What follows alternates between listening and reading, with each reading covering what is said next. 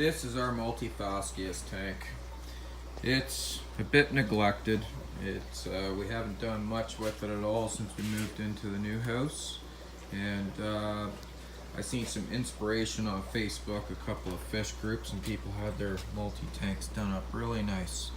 We got about 30 multis in here, a 65 gallon, and we do regular water changes on it and whatnot, but really haven't done anything with the tank. So this video, we're gonna rescape the multi-tank. Maybe they'll be a little happier, maybe breed more. They haven't done a whole lot here, and I think that's because we don't have separate territories or anything for the males.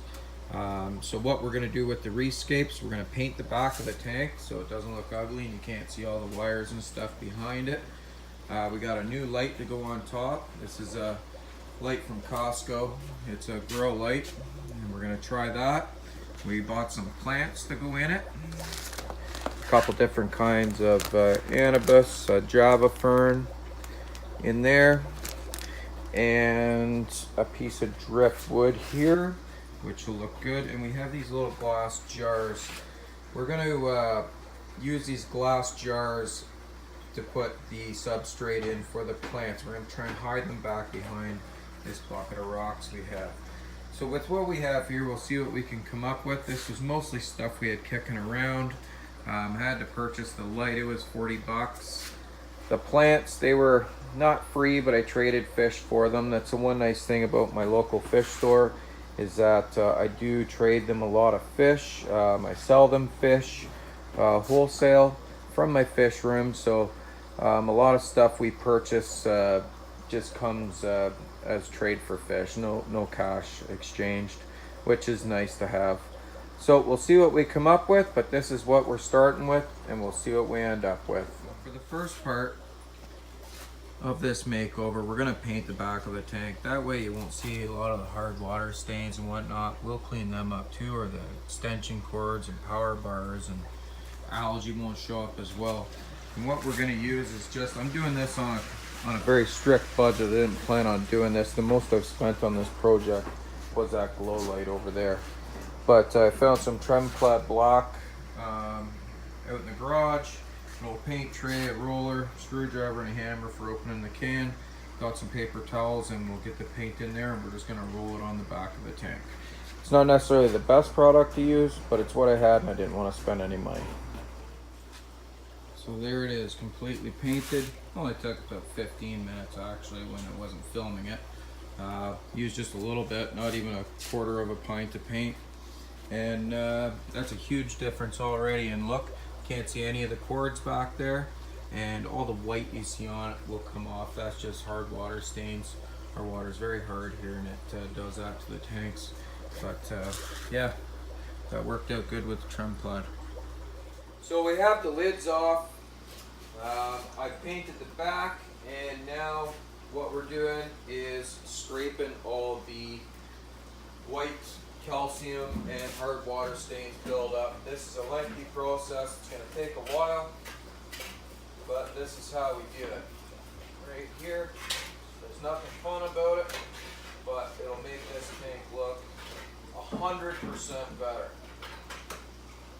Very hard, and then obviously we're going to do a huge water change after. This is the scraper I like to use for it. It's not a blade, it's just a piece of tin metal, basically like a scraper, but that works best. So I'm going to get at this. You guys don't need to watch all this, because so we're taking the multis out of the tank because we brought the water down. We're saving a bunch of water in the buckets, so when we do go to put the tank back together, it's not going to be a drastic shock to the fish. It's basically going to be like getting a 50% water change on the tank, other than they're coming into a whole new world when we have this tank rescaped. As you can see, I still have to get all this yucky white hard water stains off, but before I do that, because I don't want all the deposits and whatnot, the fish to take them when they hit the water from me scraping, because I'm going to obviously pull more water out of here. I'm taking these shells out one at a time, kind of dumping the sand out, because these fish live in the shells, and I carefully place them in the buckets with the opening of the shells up, so if the fish want to come out of the shells, they can. I've put the sponge filters in a bucket of the existing tank water as well, that will hopefully help keep the fish aerated while we're doing this. I don't expect this project to take much more than an hour. The basement's heated down here. They should be absolutely fine in the buckets with these shells. Heater's out, gonna clean it up. We also have the lid out, we're gonna clean it up, and we'll get back to you when we get further ahead. So all the multis are out of the tank. Nothing in there except some dirty looking water. Back of the tank's clean. Looks like I did a fairly good job painting it. A couple little spots, but I don't think they'll be noticeable after the Aquascape goes in. Multis are happily bubbling away in buckets, and some buckets not bubbling, but they're okay in here with their shells. So we're just going to use the Python system here to drain some more water, and then we're going to start aquascaping. So the scape is well on its way. It's nothing too fancy. What I've done is I have some Java fern that I've attached to the driftwood here, which will grow up nice, and I have 3 different types of anubis in here. I wanted tough plants. I wanted plants that could handle multis. Other things I've done, I didn't want to stack a lot of rocks up because multis like to dig. They're like beavers of the fish world. They're constantly working. One of the big key points of this tank that I wanted to do was make some different territories. We have a territory here, a territory here, and a territory here. So if we get too many males competing, there's lots of break in the line of sight. They can't see each other. They'll carry on with their life over here. Like these guys over here don't exist. That's the idea. I'm going to sprinkle the shells around after we put some water in, because many of these shells will actually have fish in them. So I want to get some more fresh water in here first. Then we'll start sprinkling the shells and filling the tank. Again, my goal wasn't to fill this tank and make it all incredibly beautiful and whatnot, but I think it'll look good just the same. The goal here was to offer a big breeding tank for little fish, and that I could actually have more fish in it without any aggression issues. And we'll see when we fill this up and get them in if we've accomplished what we're looking for. So here's our finished product. Everything was very, very red with this light on, but I can take the red out of it. And that's what we end up with just the blue. I can do it just red as well, or blue and red. There's red. That looks not as good, but for the video it looks much less red in person than it does video, but there's just the blue.